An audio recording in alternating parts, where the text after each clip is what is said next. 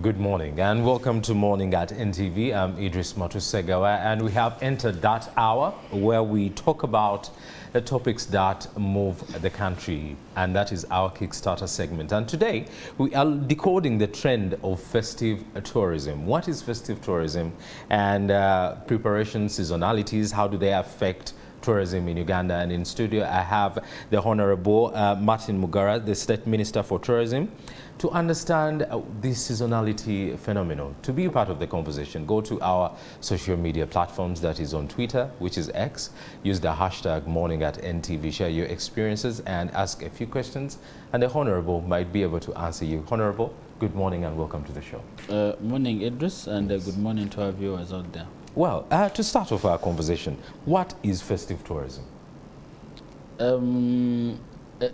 Interestingly, in the tourism sector, we usually have seasonality, and according to the international travelers that come, we have different. We don't really look at the festive seasons as per se Christmas, but for the domestic travel, it is something new. It is, and we see the numbers growing over the number of festivities, Easter, and we also tend to promote around, because that's when we believe Ugandans have some time. That's when they break off work.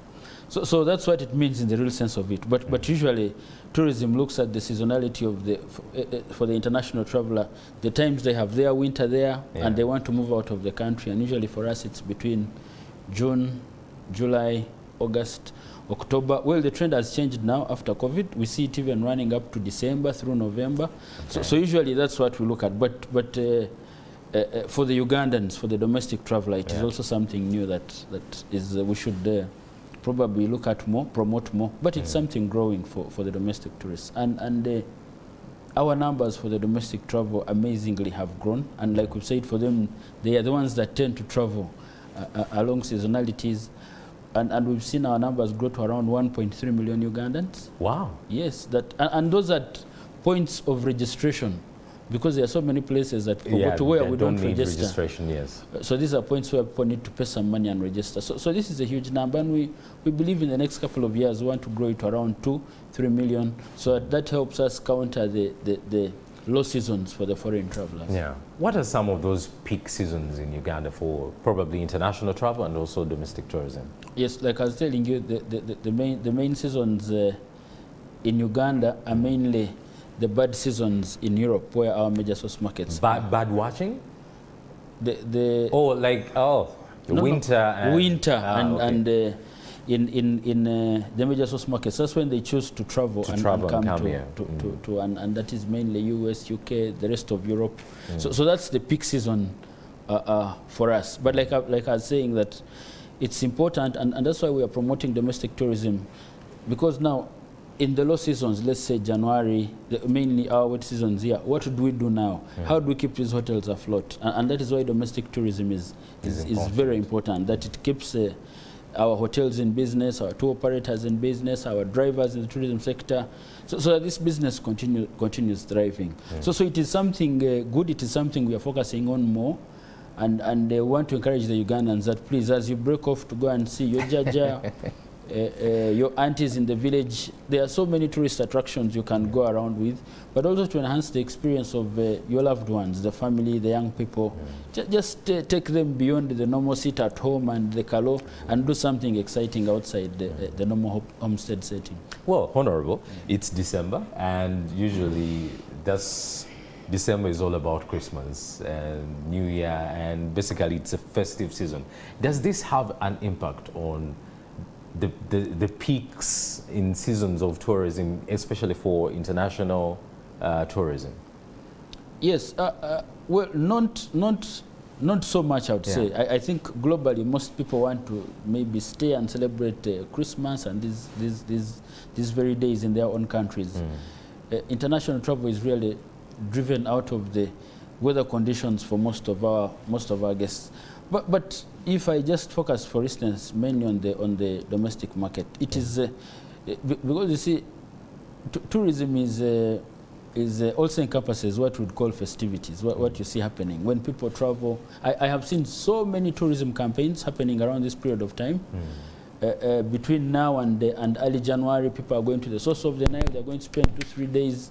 We had just Nyege Nyege a couple of weeks ago. And all these are festivities, but that feed into tourism. Because the tourist is just probably, I think when we define that, we help so many people. Okay. If someone leaves this place and goes and visits a friend this Christmas, or a friend's home, if someone is ordinarily from Masaka and is invited to Fort Portal, for instance, to go and visit a friend for more than a night, that becomes a tourist.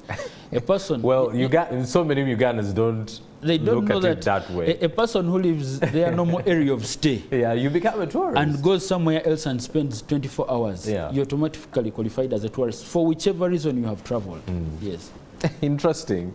So you mentioned earlier on that you're working on encouraging domestic tourism as it is. What are some of the things that you are putting in place to encourage Ugandans to actually go out of their way to visit these places? Well, we are doing a couple of things as the ministry, as private sector, but also as government, as a government first of all, because there are so many enablers that affect travel. You can see government is investing a lot in infrastructure. I think yesterday I saw you running clips of the Prime Minister moving around Kampala. The greater Kampala metropolitan area infrastructure is very key as a feeder into tourism, as the face of this country. The roads going up country, the development of, for those that want to go to Kalangala, for instance, I know so many that are going to spend part of the holidays there. There are now ferries, you can go on with your vehicles and travel. So government has invested in infrastructure, but also if you want to fly, there is a lot of investment going on and partnerships in terms of expanding the aerodromes we have across the country, and also encouraging more people to come and invest in the air and travel sector. So those enablers, but also security, of course, as the biggest contributor. But then as a sector, we have done a couple of promotions. We have been doing domestic promotion campaigns with influencers, with trying to create talkability about the beauty of this country. And we've encouraged so many Ugandans, and I want to thank so many. We see so many Ugandans traveling now and sharing images of the beautiful destinations that they go to. We have made it very cheap for Ugandans to access most of the protected resources. If you look at, for instance, most of the national parks, how much our people are charged as Ugandan, most of it is between 20,000 Uganda shillings to 25, and that's for the East Africans, Ugandans inclusive. But for that same resource, a foreigner will pay $40. For Ugandan, we are reducing the amount of money. But we've also encouraged investment in accommodation facilities. One of the biggest complaints that we had for the domestic travel was the cost of accommodation. We have opened up most of these parks to concessions. We have both high-end people that are coming to invest into, so that we can also attract those people from the Middle East and the rest. But we also have Ugandans investing in low-end accommodation. And I want to assure the Ugandans that you can still go to most of our protected areas and sleep in bandas, including UA bandas, Uganda Wildlife Authority bandas, and you pay between 25, 30, 40, 50,000 shillings. So these are things we are doing to make, first of all, create awareness, but also make travel very cheap for the Ugandan. And I still want to encourage, I want to appreciate, first of all, that the number of Ugandans traveling currently is unprecedented. Before the COVID days, we've not had the numbers we have of the 1.3. Yes, of the 1.3 million Ugandans. I want to encourage them not to stop, that they should continue traveling. And when they do this, they support this economy, clearly, because this sector employs so many young people. And whenever you travel, of that park entry fee that you pay, the 25,000, 20% of it goes to support the neighboring communities. But also you're sleeping at that lodge, you're buying food for the local people, from the local people, you're buying maybe, usually most of the associations we work with are usually going to be the widows, the disadvantaged that partner with most of these protected areas to sell some of this small merchandise they make. So you're generally also supporting conservation with the global warming challenges and the rest. So I want to encourage the Ugandans, please, and do not only go to the parks. There are so many places you can go to. Ginger, we are developing something good at the source of the Nile. And actually, one of the other things we are doing is product development. We are doing a lot of investment in terms of developing cultural sites across the country. We just unveiled an equator monument. I saw the one you're running in the video is really very old. We will discuss and see how you pick how we can improve the most recent footage. Yeah. We are having discussions to do another in Kayabwe, and the numbers are amazing. I mean, in just a week, you have over 2,500 visitors going through these places. So we are developing the infrastructure so that there is abundance of what to see, and trying to diversify the number of products that we have. Interesting. You know, earlier on we were talking about the culture of Ugandans to embrace domestic tourism. Is there something as a ministry you're doing to encourage Ugandans to understand that domestic tourism can actually happen? Because so many people have this perception of, this is my country, I don't, if I want to be a tourism, I have to walk out of the country, out of the border, and maybe go to Kenya or Dubai or somewhere else. So how do we get our own citizens to understand that it is important to have domestic tourism? First of all, there is a lot of lack of information. Yes. For our generation, the young people find it more stylish and more appealing to share video while in Dubai. Putting on a wrapped, I don't know what they call it. That turban. Very, very hot. Most of you who have traveled to most of these countries, extremely, but without even the comfort, really, without even that proper experience, but because you want people to say that I moved out of the country and I was outside country. I was maybe. Yeah. But for people that have traveled, and the Ugandans that have done this a couple of times, and we've seen most of the people that have tried to move around, because COVID was a very unfortunate incident, but also somehow fortunate for the tourism sector. That is when some Ugandans picked some interest, those that love travel, to travel within the country. And I can assure you, if you did a survey and ask them, they will tell you there is no beautiful destination they have been to like this country. You'll go anywhere in this country. The weather is, I mean, beautiful throughout, it's green throughout, but you also have that local organic food that you'll, easy to communicate, the friendliness of the Ugandan people. So many people come to experience this country. So many. We have Arabs now investing heavily. We're just signing a concession with one of the biggest companies in UAE to build a hotel. I think they are doing one already, and they'll be doing a second one in about like 2 years. And it's interesting for the Ugandans to be running out of this country. I'm saying, for instance, my Kenyan brothers, who are doing something with them this year at the coast, and of course trying to see how we exchange, because Kenya is still our biggest source market. Most of the people that come here are from. But even if you went to the coast, trust me, there is no, and I want to dare the Ugandans this season. You just travel, we can come and have this argument here. There is no place as beautiful in the world as this country. It's not. I mean, by the time this Muzungu man, Winston Churchill, by the way, Winston Churchill is still the most, I think, loved Briton in Britain's history, even more than the Queen, more than the royal family.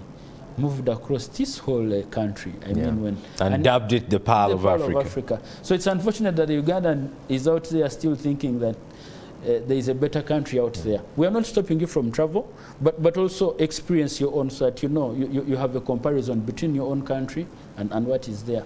But also, most importantly, as I conclude on that issue, is to encourage Ugandans to post positivity about the country.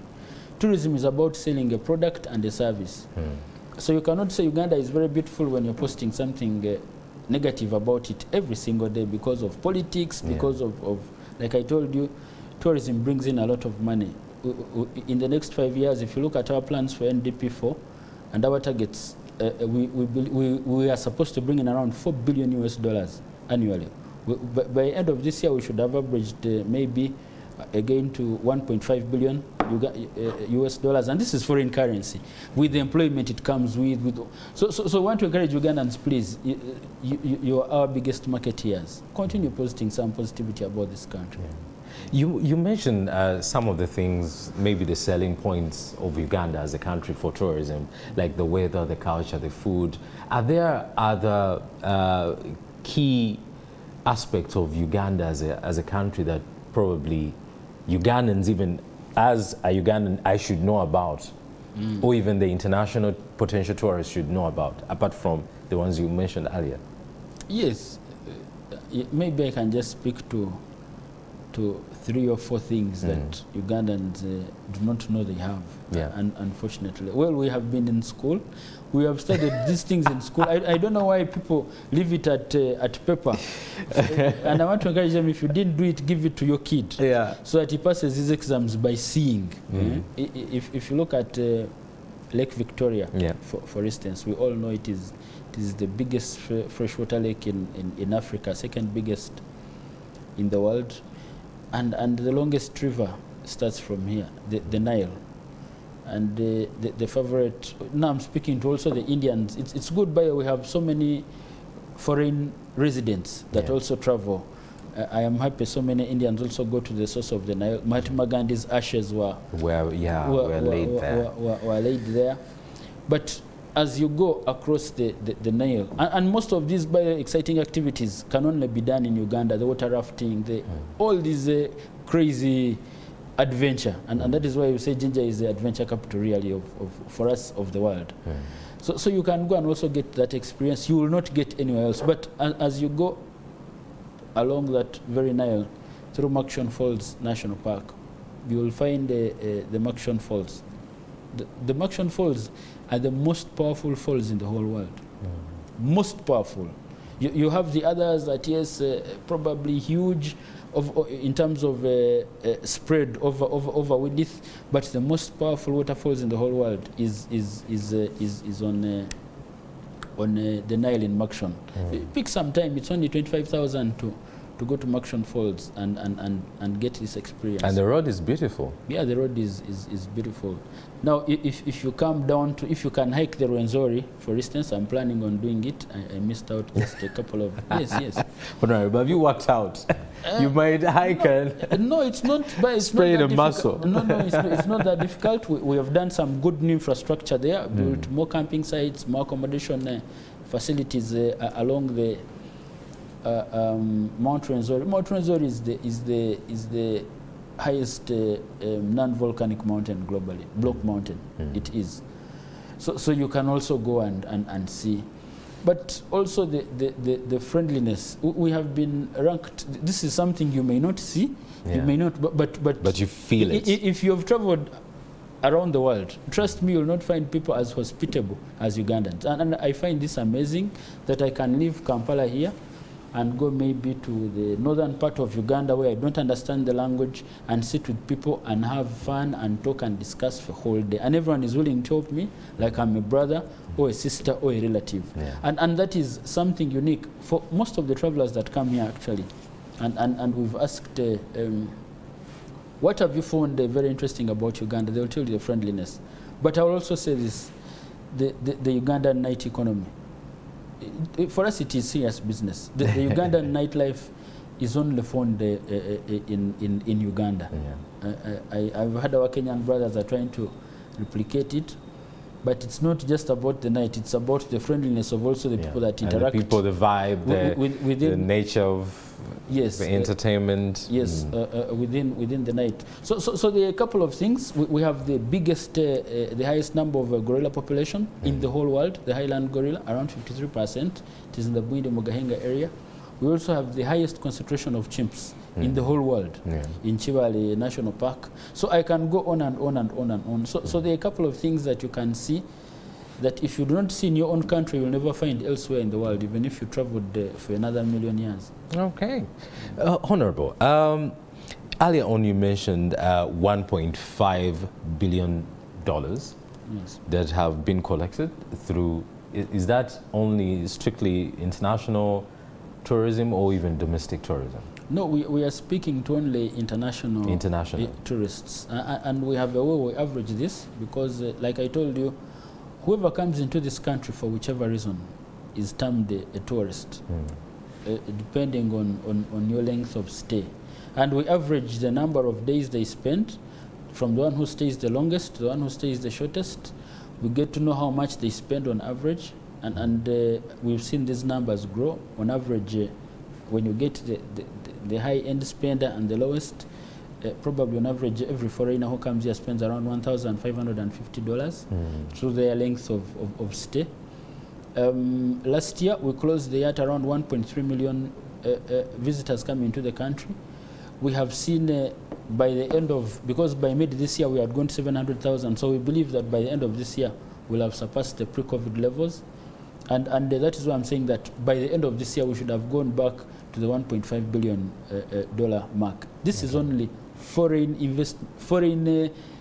money that comes into the economy. It's not in circulation, it's coming from outside to boost our foreign reserves.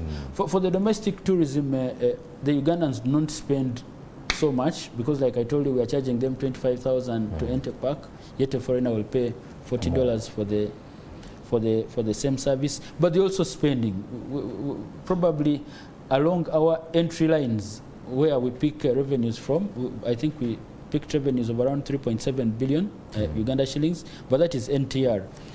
We are not speaking about how much they spend when they sleep in the hotels, how much they spend when they go out to drink a beer, how much they spend in terms of hiring vehicles and drivers and tour guides. We're only speaking to how much they directly pay when they are entering most of these protected areas, and it's fair for us.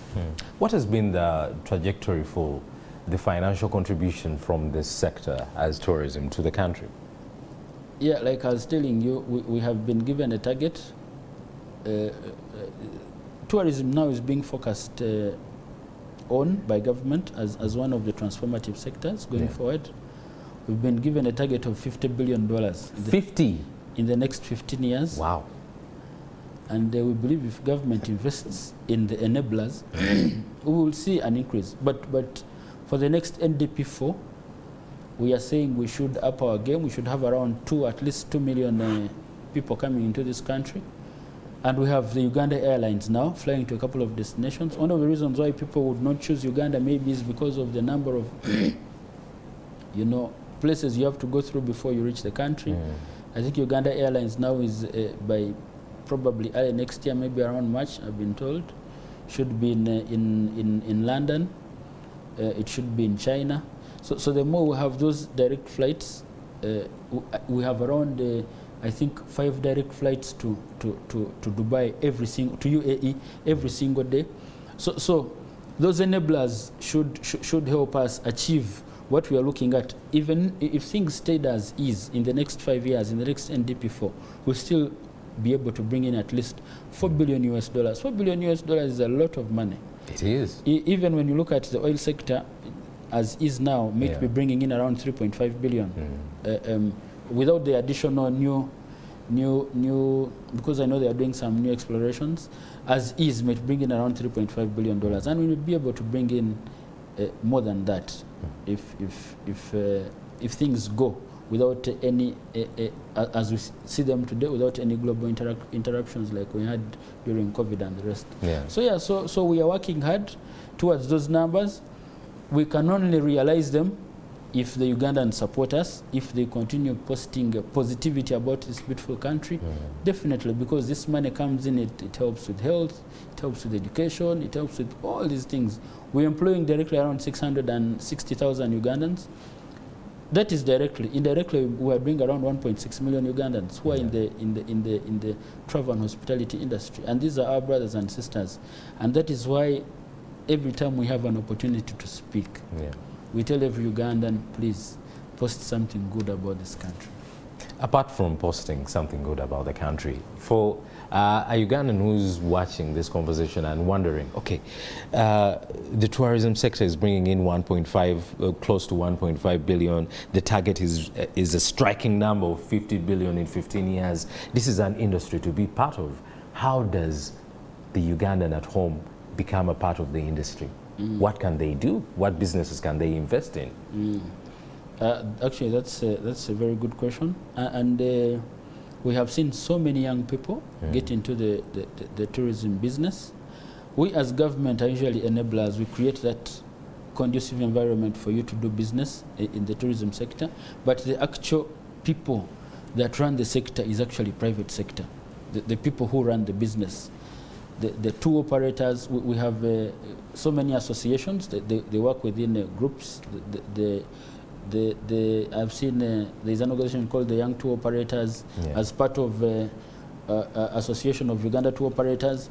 So I just want to encourage the Ugandans, please just enter in whichever way. Usually we have some institutions you can get training from, but also you can get a couple of certifications through Uganda Tourism Board, and we've been offering trainings to a number of people that are interested in entering the sector.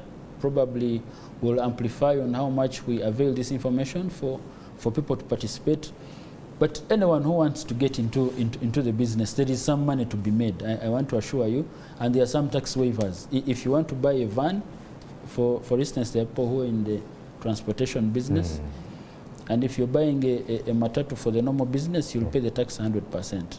But if you're buying a van with the under-registered tour and travel company, and there is proof that you're going to transport tourists, there will be a tax waiver. Government will give you. That's interesting. You don't pay taxes. And so many other things we can help you with. If you have interest, please, you can check on our website, but you can also, through UTB as the regulator, because we're encouraging Ugandans, please, we want to regulate you. Some Ugandans have become real Ugandans.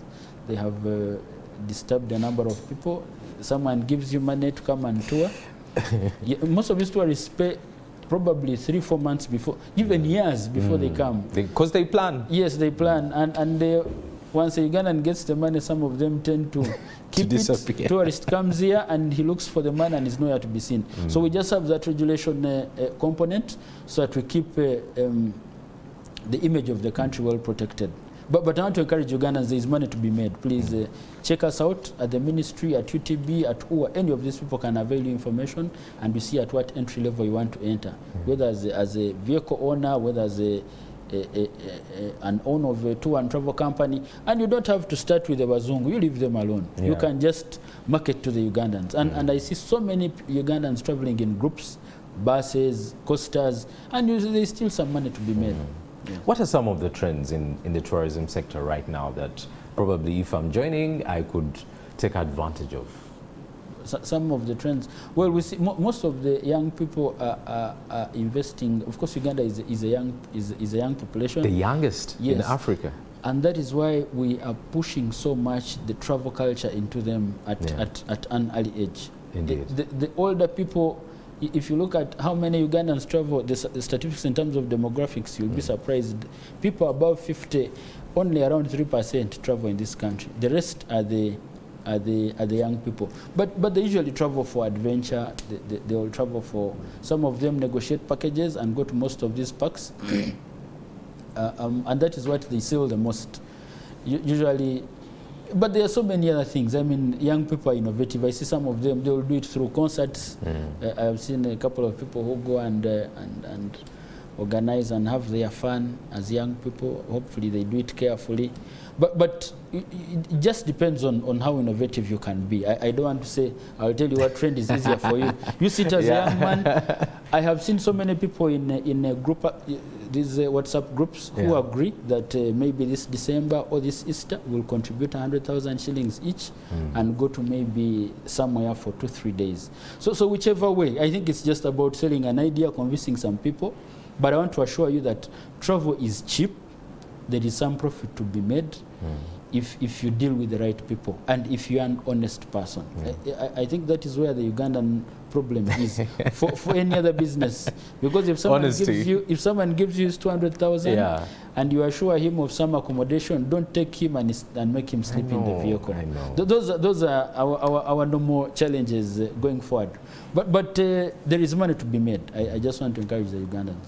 Like the plan that you have to go and trek on the mountain Rwenzori. Yes. Yeah, I hope to document that and share to the world. No, we'd be glad. We'd be glad. Even to have some more young people join. We can negotiate a very affordable package. Yes. And if we go with a group of 30, 40, that would be an interesting adventure. But Honorable, just now to move into something you've mentioned, the challenges. I know in every journey, in every sector, in every adventure that you go on, there has to be some barriers. What are some of those barriers that are affecting the tourism sector in Uganda? Well, I can say most of them currently are being tackled because infrastructure is no longer a big problem. Government is investing heavily despite the meager resources and the competing interests across the country. But most of them are being tackled. And if you look at, for instance, the railway transport, once it comes on board, I've just been seeing how easy it has become for people to leave, I think, Kampala to Mukono, to Wantoni. And the cost, because tourism really, one of the biggest components is travel. So I am happy when I see government investing in the meter gauge railway and signing a contract for the standard gauge. And once we have these things in place, really travel will become easy, very cheap for the Ugandans. But also another issue that's what I'm saying, most of the issues I see being tackled. For instance, we have a very beautiful lake. We have over 80 islands around Lake Victoria. Accessibility was an issue, but I think there's been deployment of ferries across the country to make it accessible to these other resources that may not be accessible by road. So by and large, most of the issues are tackled. Security across the country is really good. So as I see things going forward, I don't see any big hindrance, because between me and you, I usually use this example. If we agreed if we agreed as a group of 3-4, and for instance wanted to go to maybe Queen Elizabeth, or let me not use the park. I don't know if you know Lake Bunyonyi in Kawali, that beautiful, and wanted to go. Magnificent. We don't need a 4x4. We need a Vitz, the smallest car. The three of we'll drive, reach there, and come back. And if we shared the fuel cost, it wouldn't be expensive, and you can still get a very cheap lodge at which to sleep, because the infrastructure is good to enable any type of vehicle to move. So I think government has invested in the infrastructure and most of the enablers going forward.